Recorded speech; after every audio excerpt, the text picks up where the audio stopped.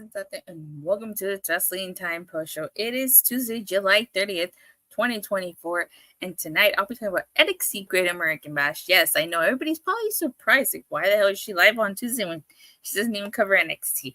Well, since they started covering TNA on Body Slam, I replaced TNA with NXT on my channel, but only the Plus and PLEs on here. So, today was the Great American Bash. And one of the things I was looking forward to the most was the Joe Hendry concert. Joe Hendry, I don't know if you've ever seen a Joe Hendry concert before. Anybody has ever seen a Joe Hendry concert. But Joe Hendry's concerts did not disappoint. As someone who frequently watches TNA, I've seen my handful of Joe Hendry concerts. I was actually at the last one that he did, which was in January for the Hard to Kill tapings. I was there live. It's on my YouTube channel. Unfortunately, it's from the back because that's where I was at. But so if you want to check it out, go ahead. It's on my YouTube channel. He did a whole diss with AJ Francis to Creed's Higher, saying, "Can you please get fired?" Which I thought was really cool. So if you've never seen this concert, you were in for a treat. This was incredible. I really enjoyed this. So before he got into the concert, he was talking to the women backstage. And in his concert, he usually has images on there. And so he had Joe Coffey, who looks like Dutch Mantel. This made me laugh so hard. He does look like Dutch Mantel. He does. The former Zeb Coulter. Yeah, this is hilarious. And then he mentions how the chefs in the back, and he shows Triple H and Shawn Michaels. I like that. Are cooking. That was a classic segment there. And he also mentions Booker T. So. Oh my goodness. Oh my god, that was hilarious. And then he says, if you hate Gallus and wave your hands in the air, don't let Gallus see this. He had the palm of everybody. He had everybody in the palm of his hands. I didn't know Booker T was the president of his fan club. Right? I don't know why Booker T doesn't like him. No. Disappointed we didn't get to hear his theme song, but the concert made up for it. I believe in Joe Hendry. There you go. Yeah, don't want to get the Tilla copyrighted. So, but I wouldn't doubt Joe Hendry would copyright the song. But for this, I made up my own thing of Joe Hendry. Be like, review NXT. She appears. I believe in Datilla. Good luck getting me to watch NXT weekly. Believe in Datilla, everybody. Hashtag review NXT. I believe in Datilla. Crowd knows all the lyrics. That's when you know he's made it. That's true. But he's still signed to TNA. Soon, before you know it, he'll be signing that WWE contract. He's locked down for TNA for another 2 years, I think. So he's not going anywhere anytime soon. But anywho, like any good concert, unfortunately, he gets interrupted by Gallus. Now, I didn't know this. We're going to get a battle of the Joes. Joe Coffey versus Joe Hendry here. Joe Hendry. So Gallus attack him, and they hit him with his own guitar. And later on in the night, we find out that next week we're getting Joe Hendry versus Joe Coffey. And they've been building towards this. In this promo, he looks so serious.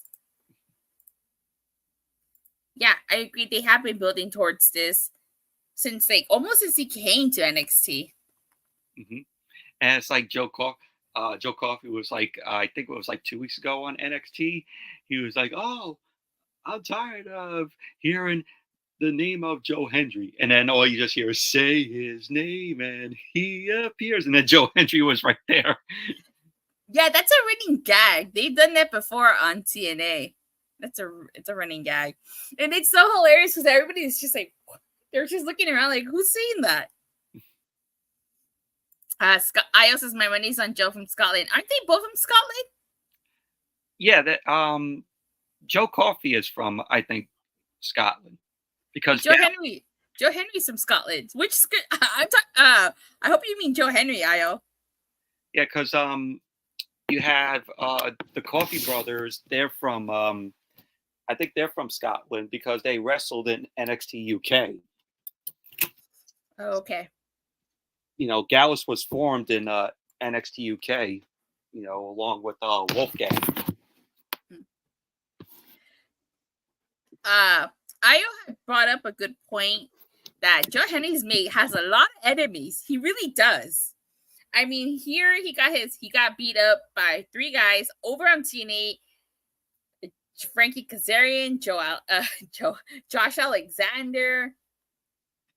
Trick Williams must have not been in the building because he could have helped Henry. That's true. That's I mean, true. Trick Williams did help. He was Trick Williams' tag team partner. Josh Alexander, Moose. Like, he has a AJ Francis and Rich Swann, aka First Class. He's got a lot of enemies over in TNA. I don't know how he keeps making so many enemies here. Yeah, I mean, for NXT, we got Joe Hendry, we got Javon Evans, from TNA as well. He was on NXT. Let's get Moose on an episode of TNA. I mean, on NXT. Yeah, see, the system, AJ Francis, Kazarian, Josh Alexander, Booker T, Gallus, Joe Henry. Yeah, he's got so many enemies everywhere. I don't understand what Joe Henry did to all of these people. So is Booker T going to come out of retirement and have a match against Joe Hendry? Okay, well, I understand what he did to AJ Francis, and I understand what he did to Moose and to the system. Okay, but he didn't do anything to Josh Alexander. All right. You got any last comments to say about Joe Henry before we move on to the next segment? I believe in Joe Hendry. I believe in 252 pounds of pure motivation, the answer to all of life's problems. I believe in and I believe Joe Hendry and Henry could beat Joe Gacy. All right. So the Great American Bash kicked off with Hank and Tank. Now, I'm not too familiar with Hank and Tank. Obviously, as you know, or anybody who watches my channel knows, I don't watch NXT on a weekly basis.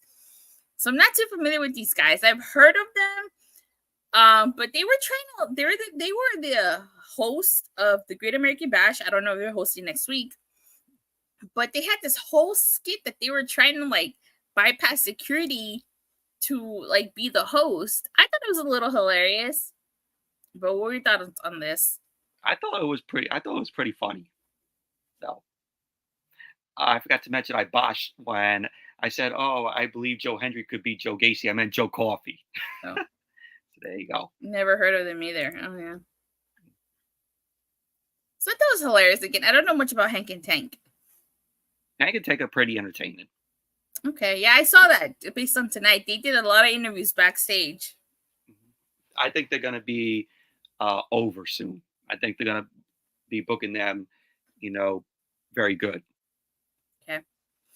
We get a women's tag team title match. It was Lash Legends and Jakara Jackson versus the Unholy Union. I feel like this match was okay.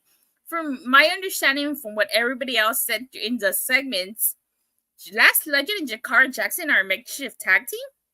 Yeah. So they've never teamed together? I think they did, yeah. They just don't frequently tag together. Yeah. Okay, because Lash Legend is a part of Metaphor. Okay. Along with Noam Dar. And that group is awful. Awful group. So I thought this match was okay, but I feel like it was kind of obvious that the Unholy Union was going to retain. I mean, there wasn't even this moment in this match where I thought Jakara Jackson and Lash Legend were going to take it. Yeah, I knew Alba Fire and Isla Dawn were going to retain. No way they were losing the titles to Jakara Jackson and Lash Legend. Lash Legend, she's awful in the ring, in my opinion. I don't think she's that bad. No. I really liked her spot in the ladder match back at Battleground. Yeah, I mean, she did fine. So after this, Ethan Page comes out and basically insults Meadow 4. So if I remember correctly, Good. Ethan Page attacked Ora Mensa when he first came to NXT. And basically, like, this whole segment ends with Ora pinning Ethan Page and Lash and Jakara Jackson counting to 3. Ora Mensa trying to obviously send the message to Ethan Page. But not an official match. Yeah, not an official match. But that match will be coming soon either way. I thought it was next week. Is it next week? Yeah. So we get a Cedric Alexander segment, which I didn't really quite get what was going on here. But this whole segment, Alexander was still employed. This segment was used to set up a match between him and Brooks Jensen. Yeah, Brooks Jensen, he's pretty good. We get Travion Heights and Tony D'Angelo being interviewed. And one of the things I like about this is that you had Hank interviewing Heights and you had Tank interviewing Tony. So it's like, and they were kind of like side to side, and then so I thought this was a really cool spot to do. I like the way how it was done. Me too. I like how it transitioned. And I'm a fan of Tony D'Angelo. Yeah, he's pretty good. He's the best at NXT has got going with all the talent down there. So we get a Pete Dunne Vignette, and basically he's talking about YB, young and bitter. He talked about how how he got stuck with the terrible nickname Butch, how Sheamus went home, Ridge ran away, and Bate is at home resting. And like, I really, really like this. I thought it was nicely well done and really put together. It's like a different side of Pete Dunne. And then like Trick Williams is watching backstage and he says he's gonna whoop that trick. He's gonna whoop that ass. So I actually really like this. Like we said last night on the Raw review, I wouldn't be surprised. Hopefully, I would like to see it. 2-on-1 handicap match. Sheamus teaming with Trick Williams to take on Pete Dunne. Yeah, I could see that happening, but I would think that Sheamus would have to go down to NXT for it to happen. Yeah. Well, because Pete Dunne ended up mentioning Sheamus tonight. So eventually, I think that's possibly going to happen. I think Sheamus is going to go down to NXT. And you know what's interesting is that Ridge Holland is in NXT. So I don't know if they have had an interaction, but if they haven't had an interaction, I definitely would like to see an interaction between Ridge Holland and Pete Dunne. I think I would like if they do that. I think Ridge Holland would moderate the interview with Sheamus and also Pete Dunne. I could sense them doing that. Yeah. All right, so next we get a Heritage Cup match. It's Travion Heights versus Tony D'Angelo. So the first 2 rounds end in a draw. Mm-hmm. Red Sinclair is kind of just off to the side cheering on Tavion Heights. Now, they're too busy arguing, and they failed to see that Heights is like, you know, it needs, I don't want to say it needs the help, but kind of is like, you know, the match isn't even happening.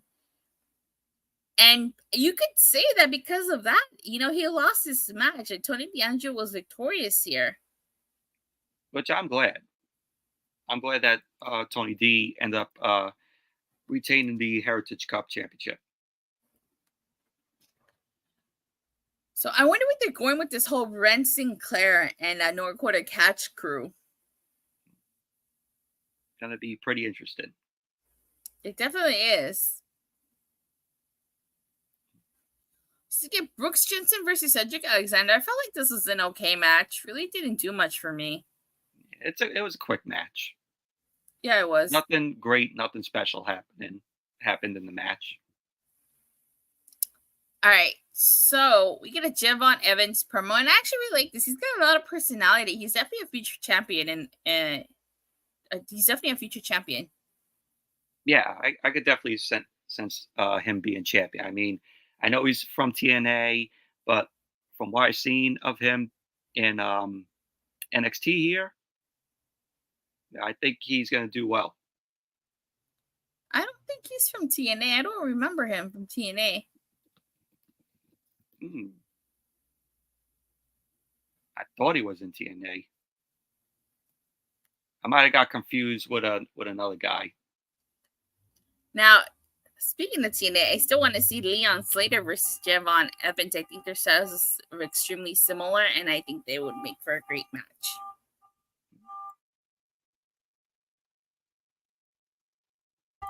Now we get a Treehouse segment. I don't know if you've ever seen a Treehouse segment before, or if this was your first time.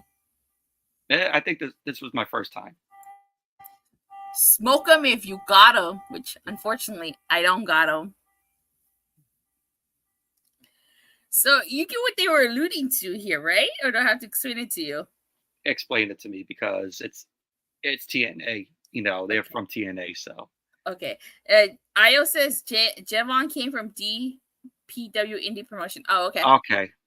I thought he was from TNA at first, but the I Treehouse got confused with another one.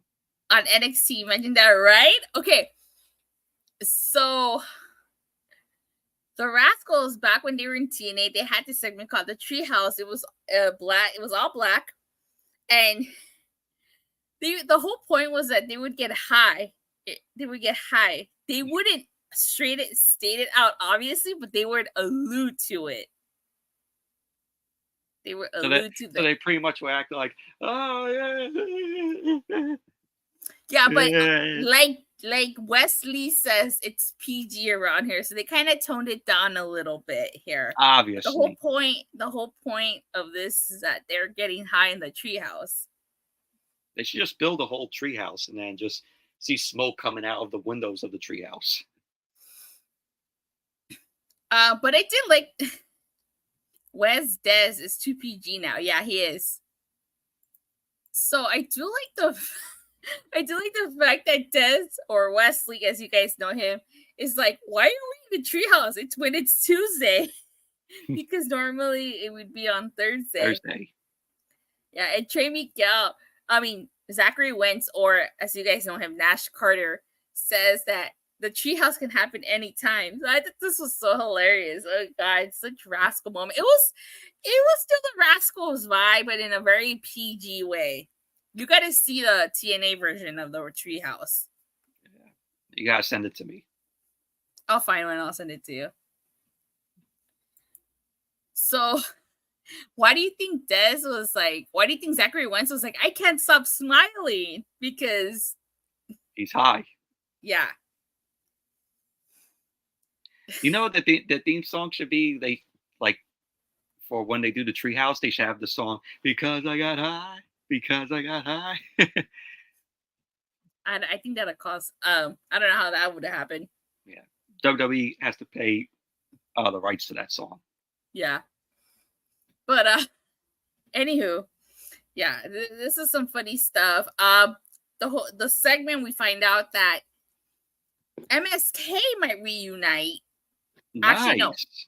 They might reunite for a tag team title shot against Axiom and Frazer. And that's like, I'm going to text him, which was so hilarious. I like to see MSK reunite. Yeah. So, great stuff. So, I think we get the Joe Hendry concert, but we already talked about that. So, go ahead and skip over to the next thing. I believe in Joe Hendry.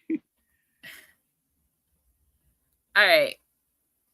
Roxanne Perez has a segment backstage, and she gets annoyed by Hank and Tank, and Jaida Parker's just kind of like, telling her that she may not have that title after tonight. So it seems like they're setting up something with Jaida Parker and Roxanne Perez.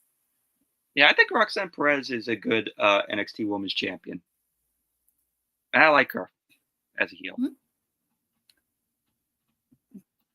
So next we get the NXT World Title contract signing. Ethan Page and Oro Mensa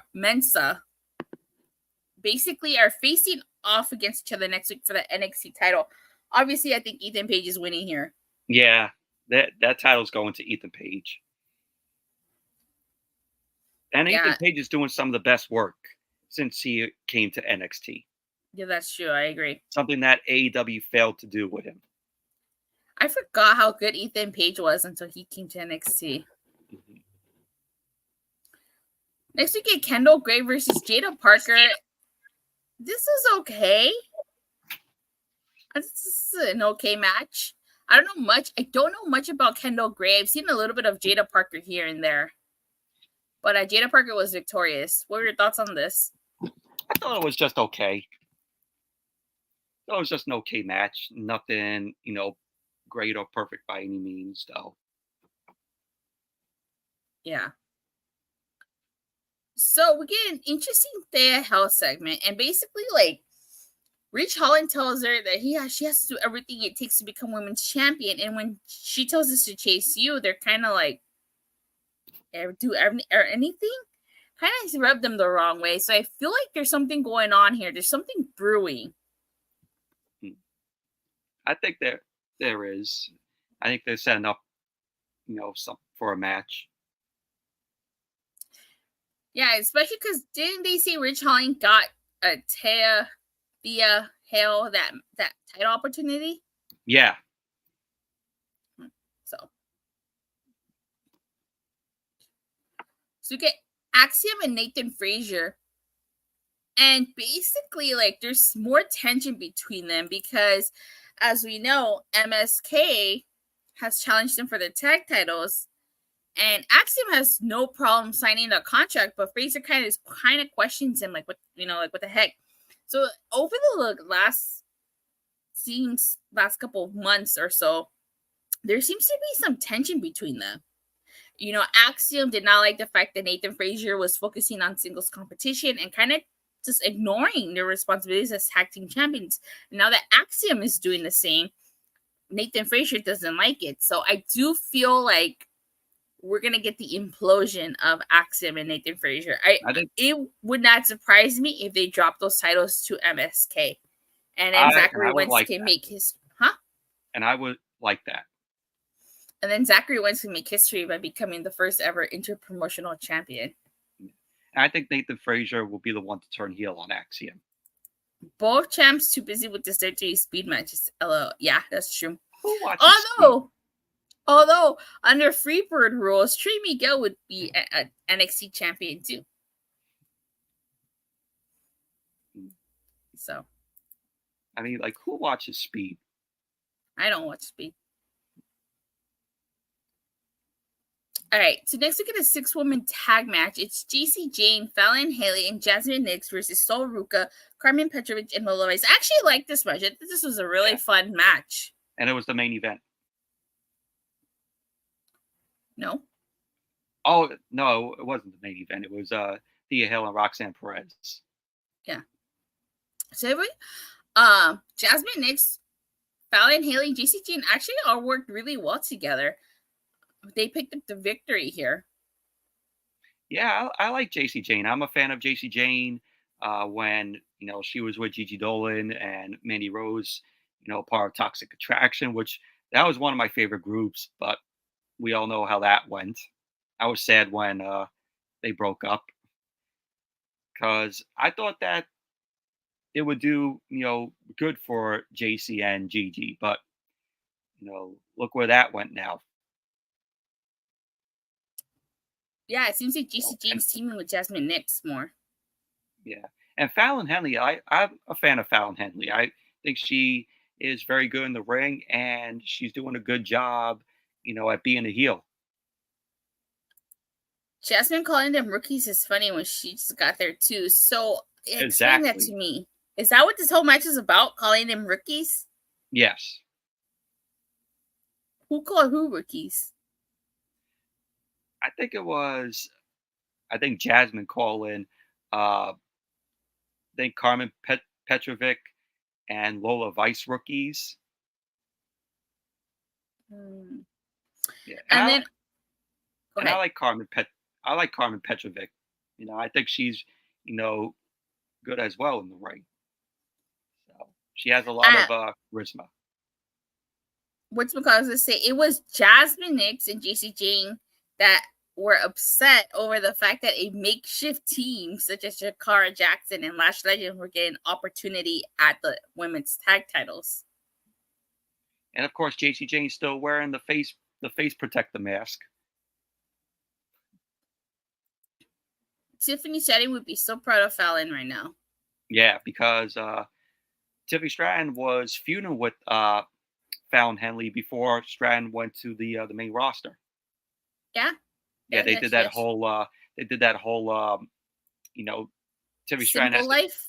Simple Life thing where Tiffany Stratton had to work on the on the farm with Fallon Henley, and then in the end she fell in that tub of ice water. I says Jacy and Fallon were jealous of the spotlight the new girls were getting. So we go backstage, and Kelani Jordan is just walking, where she gets interrupted by Tatum Paxley. So interesting things here. So Paxley alludes to her wanting a title shot, and then Wendy Chu is just kind of like standing there staring. So maybe we're gonna see a triple threat here: Wendy Chu versus Kelani Jordan versus Tatum Paxley for the North American title here.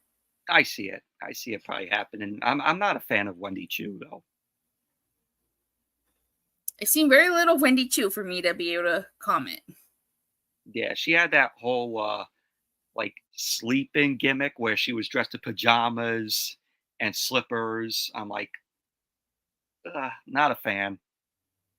And then she was with Xia Li, I remember, where we had to believe that she's like some 100-year-old god, but we really didn't even see her face. Me neither, Mike. This Wendy gimmick is not it. I agree. So after this, we get the Joe Hendry promo, which we talked about. It's basically him challenging Joe Coffey to a match. It's about the Battle of the Joes. The Battle of the Joes. I really did like last week where Joe Hendry ended up putting, the concert stickers all over Joe Coffey's car. That was pretty cool. It was like lots of flyers. Mm-hmm. Believe in Joe Hendry. I do believe in Joe Hendry. I believed in Joe Hendry before you did. Because you're a big fan of TNA. That's why. I met Joe Hendry. It was really cool. You're lucky. He's doing a signing out here. Battle of Joes from Scotland. Yeah, Joe Hendry's doing a signing out here. I forgot what day though, but it's in August. Oh, you should go. I mean, I only got his picture. I didn't get an autograph. All right, so the main event ends up being for the NXT. It is Roxanne Perez versus Thea for the NXT Women's Title match. I'd say this was a really great match. I actually really enjoyed this main event. Me too. This was a very good main event, and I enjoy both women. I'm a fan of Thea Hale, of course. Chase U. Where's JJ? He would be so happy to hear that. I know. I wish he was here tonight or in the chat. He would be agreeing with me. But Thea Hale, for young age that she has really improved. They even allude to the fact that this was the youngest women's NXT title match in history. I had to Google their ages. Thea Hale's only 20 and Roxanne Perez is only 22. Mm-hmm. They were really young. They have bright futures ahead of them. I was saying Thea Hale has improved well. She's definitely going to be NXT Women's Champion. Yeah, I agree. Yeah. But the crowd was split evenly, 50-50. Yeah, they were mixed. Some cheered for Thea, some cheered for Roxanne. But, both women are great. Roxanne is on top of her game. Raw and SmackDown women better get ready. Yep, I agree. If they were to call up Roxanne Perez, I would see her fitting more on Monday Night Raw. Why Raw? Well, you got Rhea Ripley there. You got Liv Morgan. You also have Damage Control, Dakota Kai. Kairi Sane, EO. Yeah, okay, I can see that. I guess you also got Lyra Valkyria. I could sense a match with Lyra Valkyria and Roxanne Perez because they both were in NXT. So it's no surprise here that Roxanne Perez retains her title. Even though this was an incredible match, valiant effort by Thea. She's definitely going to be, like I said, NXT Women's Champion someday. This was a great match. Both women have bright futures ahead of them. They kind of teased it that Thea Hale was going to win the match, but then when you saw Roxanne Perez, put her foot on the rope and roll, Thea up, like when she put her foot on the bottom rope, I knew right there that Roxanne was going to retain. Yeah. Plus, Raw's 3 hours, more TV time for her. Great show for the women's division. I agree. Well, but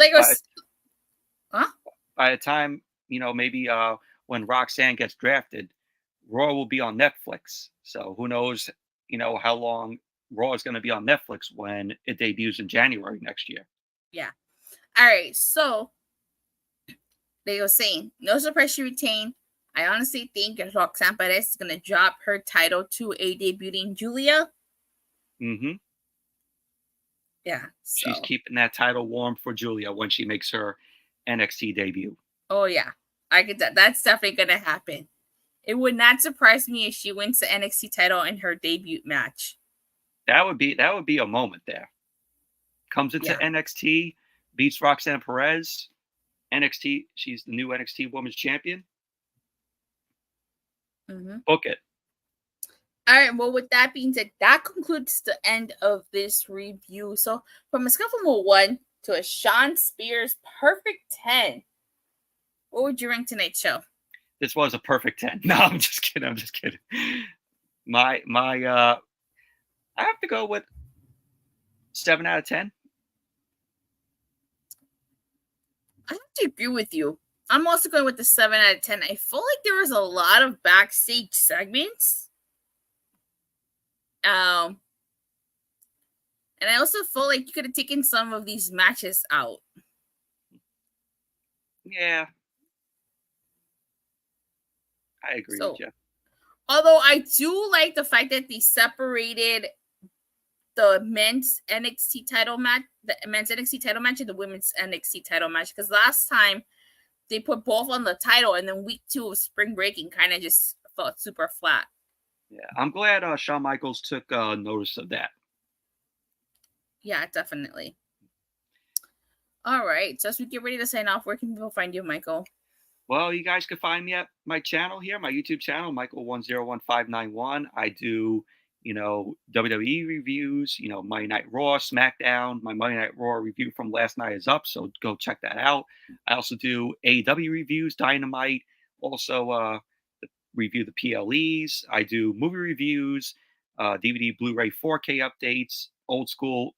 I upload old school commercials, for nostalgic purposes. I go live with, of course, the Tilla from time to time. You'll see her on my channel. She'll pop up. We're going to be doing possibly SummerSlam predictions on Friday at the SmackDown, so the Tilla will be on my channel for that. And give me a subscribe and, check out my channel and have fun. Yes, make sure you guys check him out. As for myself, you can follow me on Twitter at @I_talk_WWE, TNA, AEW. I go live every Monday, Wednesday, Friday. Occasional Saturdays and Sundays.